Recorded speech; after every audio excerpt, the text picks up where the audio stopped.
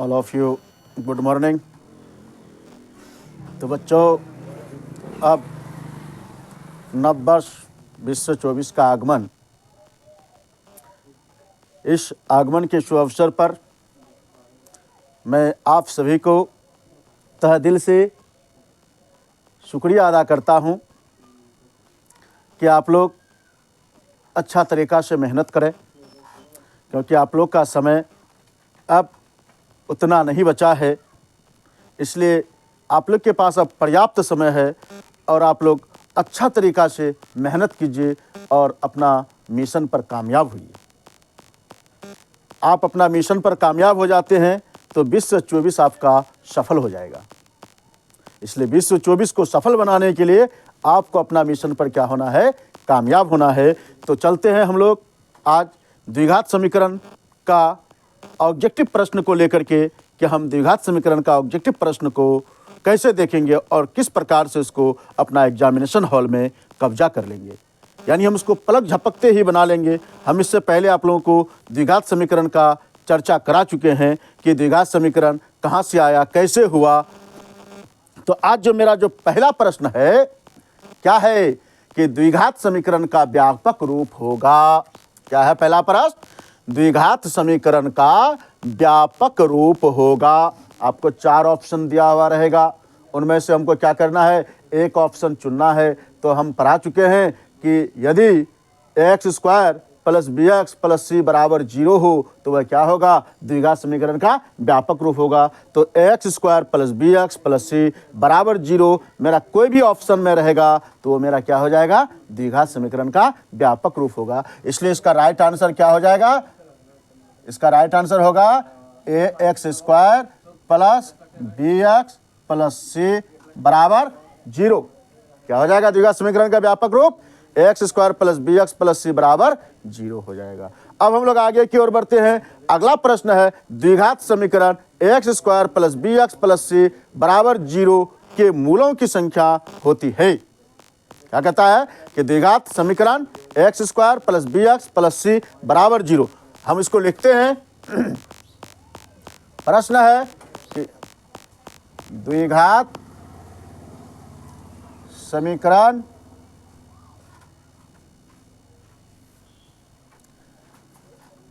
X square plus B X plus C बराबर 0 के मूलों की संख्या होती है। कहता है कि द्विघात समीकरण X square plus B X plus C बराबर 0 के मूलों की संख्या होती है।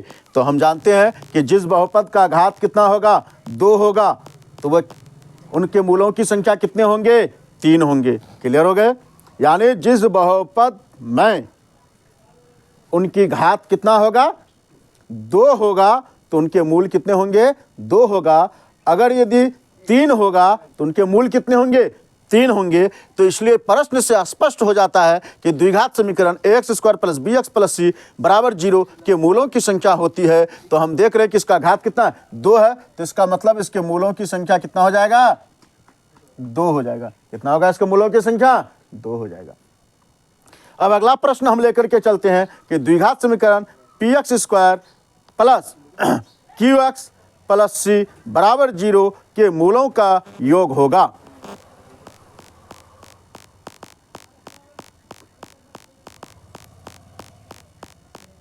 द्विघात समीकरण P X square plus Q X plus C. क्या है? द्विघात समीकरण P X square plus Q X plus C बराबर 0 के मूलों का योग होगा। बराबर 0 के मूलों का योग होगा। तो हम यहां देखते हैं कि द्विघात समीकरण क्या है? पी एक्स स्क्वायर है प्लस क्यू एक्स है प्लस सी बराबर 0 के मूलों का योग। तो मूलों का योग को किससे व्यक्त करते हैं? Alpha plus beta. तो अल्फा प्लस बीटा मांग रहा है, तो अल्फा प्लस बीटा बराबर क्या होता है? माइनस बी बाई ए होता है। जब अल्फा प्लस बीटा बराबर माइनस बी बाई ए होता है तो हम यहाँ देखते हैं कि ए बराबर क्या है, ए बराबर पी है, ए बराबर क्या है, पी है। उसके बाद बी बराबर क्या है, क्यू है, और सी बराबर क्या है, सी है। तो अल्फा प्लस बीटा बराबर क्या होता है, माइनस बी बाई ए होता है।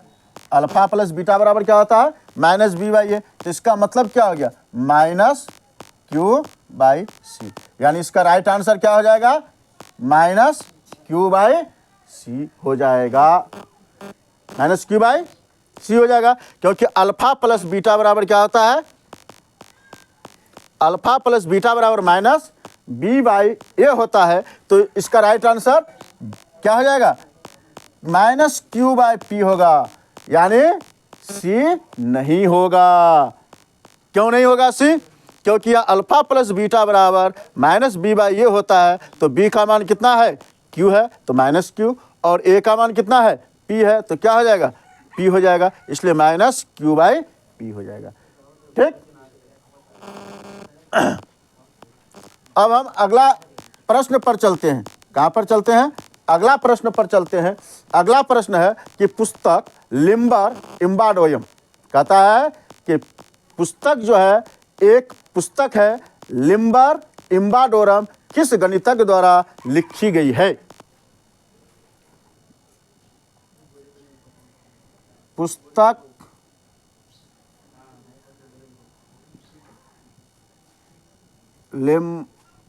लिम्बर इम्बाडोरम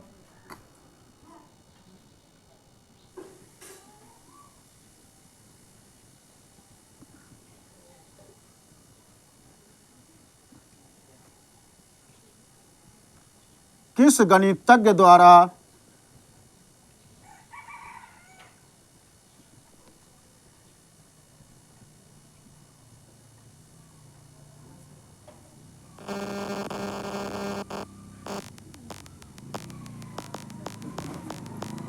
लिखी गई है।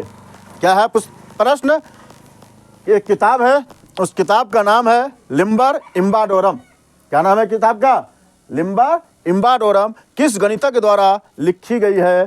तो आपके चार ऑप्शन रहेगा, आपका रहेगा अल-ख्वारिज़मी, या ब्रह्मगुप्त, या आपका रहेगा अब्राहम बारहियाना नासी-यूरो है। चार ऑप्शन रहेगा, या इनमें से किसी नहीं, कुछ भी रह सकता है। तो इसका जो राइट आंसर है, किसने लिखा है इसको, पुस्तक लिम्बर इम्बाडोरम किस गणितज्ञ द्वारा लिखी गई है। तो लिम्बर इम्बाडोरम जो है, क्या किसके द्वारा लिखा गया है, अब्राहम बारहियाना-यूरो के द्वारा लिखा गया है। इसका राइट आंसर क्या हो जाएगा, लिम्बर इम्बाडोरम जो लिखा गया है, तो किसके द्वारा, अब्राहम बारहिया,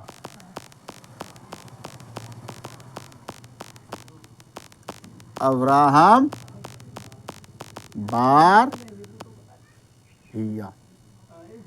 अब्राहम बारहिया है, या फिर हम उसको कहते हैं अब्राहम बारहिया हा नासी यूरो। हम उसको हा भी लगा सकते हैं यहाँ, हा नासी यूरो के द्वारा लिम्बर इम्बाडोरम पुस्तक लिखा गया है। लिम्बर इम्बाडोरम पुस्तक के लेखक कौन है, तो अब्राहम बारहिया, या हम उसको पूरा भी बोल सकते हैं कि अब्राहम बारहिया हा नासी यूरो। ठीक, अब अगला प्रश्न है हम लोगों का, अगला प्रश्न है कि द्विघात समीकरण x स्क्वायर माइनस 16 बराबर 0 का हल समुच्चय है। द्विघात समीकरण x स्क्वायर माइनस 16 बराबर 0 का हल समुच्चय है, का हल समुच्चय है। कितना है, तो x स्क्वायर माइनस 16 बराबर 0 है यहाँ। तो एक्स स्क्वायर माइनस 16 बराबर 0, तो एक्स स्क्वायर बराबर क्या होगा, 0 प्लस 16। जब ये माइनस में उल्टेगा तो प्लस में जाएगा, तो एक्स स्क्वायर बराबर क्या हो जाएगा, 16। जब स्क्वायर से यहाँ एक्स से स्क्वायर हटेगा तो इस पर क्या होगा, रूट चढ़ जाएगा। इसका मतलब हुआ प्लस माइनस रूट 16। जब रूट 16 का वर्गमूल निकालेंगे तो क्या हो जाएगा, प्लस माइनस 4 हो जाएगा। इसका मतलब हुआ इसका आंसर होगा 4 और माइनस 4 हो जाएगा। 4 और माइनस कितना हो जाएगा, 4 हो जाएगा। ठीक, अब हम लोग आगे की ओर बढ़ते हैं। अब हम लोग अगला प्रश्न को देखते हैं कि अगला प्रश्न में है, अगला प्रश्न है कि अगला प्रश्न हम लोग देखते हैं, यदि 3x², क्या अगला प्रश्न, यदि 3x² कहता है 3x² प्लस k-1 x कहता है कि यदि 3x² प्लस k-1 या 1 इंटू एक्स प्लस 9 बराबर 0 का एक मूल 3 है, बराबर 0 का एक मूल 3 है, बराबर 0 का एक मूल कितना है, 3 है, तो k का मान होगा, तो k का मान होगा। क्या कर रहा है, यदि प्रश्न है कि यदि 3x² plus k-1 into x plus 9 बराबर 0 का एक मूल कितना है, 3 है, तो k का मान होगा। तो सबसे पहला हम यहाँ देखते हैं प्रश्न क्या है कि 3x² है प्लस k- कितना है, 1 है, और प्लस कितना है इंटू यहाँ x है, और प्लस कितना है 9 है, बराबर कितना है 0 है। क्या प्रश्न, 3x² plus k-1 into x plus 9 बराबर कितना है 0 है। इसका एक मूल कितना है, 3 है, यानी एक x का वैल्यू कितना है, 3 है, तो k का मान होगा। तो k का मान हम यहाँ देख रहे हैं, तो 3 गुणे 3 का स्क्वायर प्लस k-1 फिर गुणे कितना हो जाएगा 3, क्योंकि x का वैल्यू 3 है, प्लस 9 बराबर 0। तो 3 गुना 3 त्या 9 प्लस 3 को कैसे गुना करेंगे, तो 3 के -3 प्लस 9 बराबर 0, 9 त्या 27 प्लस कितना हो जाएगा 3 के -3 प्लस 9 बराबर 0।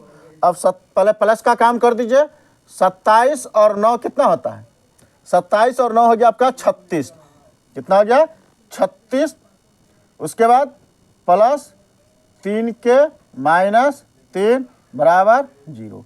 या अब हम क्या करेंगे, यहाँ लिखेंगे कि 3 के -3 बराबर क्या हो जाएगा 0 -36।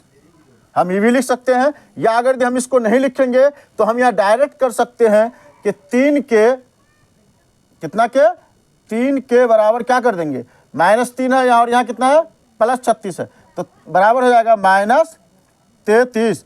तो के बराबर क्या हो जाएगा -33/3, कितना हो जाएगा 11 त्या 33 बराबर -11। इसका राइट आंसर कितना निकल जाएगा, -11 निकल जाएगा। कितना निकल जाएगा इसका राइट आंसर, -11 निकल जाएगा। हम इसको दो यहाँ पर जैसे मान ले कि 36 प्लस 3 के -3 बराबर अगर दी 0 है, तो हम इसको ऐसे भी यहाँ लिख सकते हैं कि 36 प्लस 3 के -3 बराबर 0। तो 36 प्लस 3 के बराबर क्या होगा 0 प्लस 3, तो 36 प्लस 3 के बराबर क्या होगा 3, तो 3 के बराबर क्या होगा 3 माइनस 36, तो 3 के बराबर क्या हो जाएगा,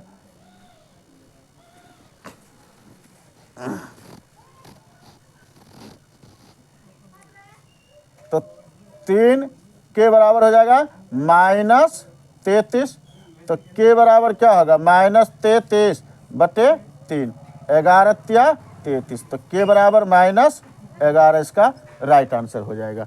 ठीक है, तो आज हम यहीं तक रखते हैं। Thank you.